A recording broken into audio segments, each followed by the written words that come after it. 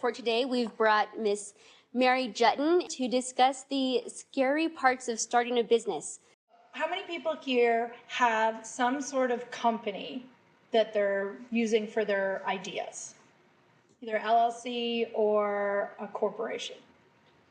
Is there anyone here who has their idea and they've started working on it, but they haven't done any kind of company formation? Okay, so that's good if everyone's telling the truth, but it is opening yourselves up. It's a terrible idea to even just work for a little bit on your idea and engage with people and talk to people when you don't have some sort of entity. So the whole message here is before you start working on your idea, before you start contracting with anybody, make sure you get some sort of legal entity. And whether, an LLC in Arizona costs, I believe, $50 to do. So definitely do that.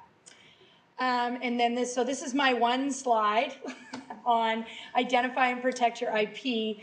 Really, really, really important. We've seen horror stories of companies where it might have started out as a great idea, maybe in college. I mean, just go watch the movie Social Network. Social Network.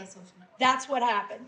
People started working on a great idea. They worked with Mark Zuckerberg, and then things went awry. There weren't the right contracts. It ended up in a big litigation.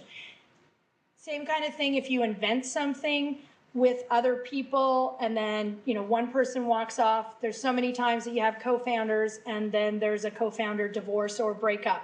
So you need to make sure the ownership rests with the entity. So that's why back to the slide before, you have to have either a company or an LLC, and that's where all your IP should be. It shouldn't be with any one person because then things can be held hostage, and there are a lot of deals that have gone sour.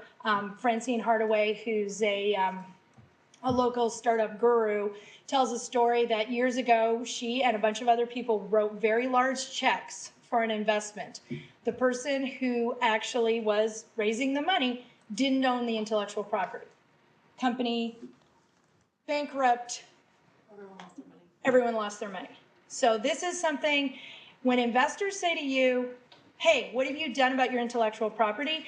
Not knowing what you have is a problem, and not knowing what your plan is to protect it is an even bigger problem. Doesn't mean fancy patents. It just means that you know what your strategy is. And you might even be raising money for the patents, but at least you need to know what your strategy is.